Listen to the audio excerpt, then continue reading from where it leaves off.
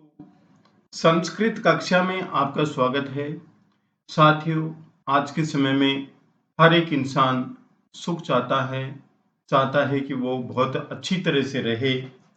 उसके लिए उसको शास्त्र में बताया गया है कि किन-किन बातों का ध्यान रखना चाहिए और क्या करना चाहिए। इसके लिए माता-पिता तो सर्वश्रेष्ठ होते ही हैं, हमेशा अपने पुत्र को या पुत्री को आगे बढ़ने की सलाह देते ही रहते हैं।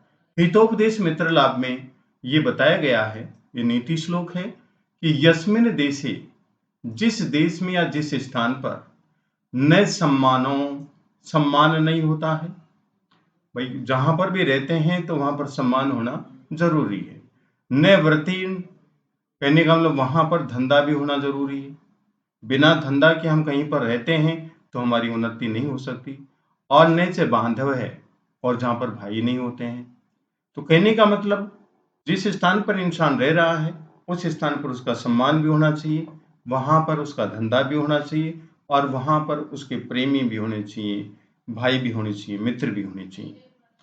और न च विद्यागमय, और वहां पर यदि विद्या भी नहीं प्राप्त हो रही है, बताया गया है क्या कि जिस देश में न तो सम्मान प्राप्त होता है, न धंधा है, न भाई मित्र बंधुगण हैं और न विद्या प्राप्त होती है,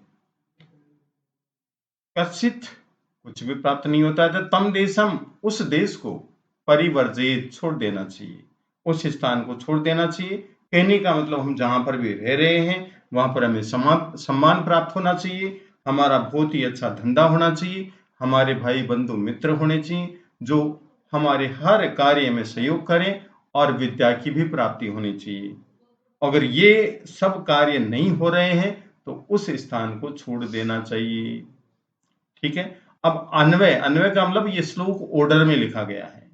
यस्मिन, जैसे जिस देश में सम्मान है न सम्मान है, व्रती न धंधा है, बांधवस्य न भाई है, कश्चित विद्या नास्ति, कोई विद्या भी नहीं है, तम देशम स्थानम, उस देश या स्थान को विज्ञ पुरुष है, एक विद्वान पुरुष को परिवर्जित छोड़ देना चाहिए।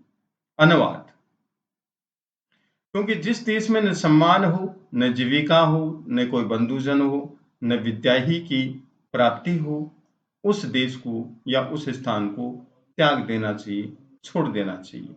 हर तरह से हमने जाना है। तो कहने का मतलब इंसान को संतोष प्राप्ति के लिए उसके पास उसको सम्मान भी मिलना चाहिए, उसके पास में धंधा भी होना चाहिए और भाई बंधु मित्र भी होने चाहिए और विद्या की प्राप्ति भी होनी चाहिए, उसको ज्ञान भी प्राप्त होता रहना चाहिए।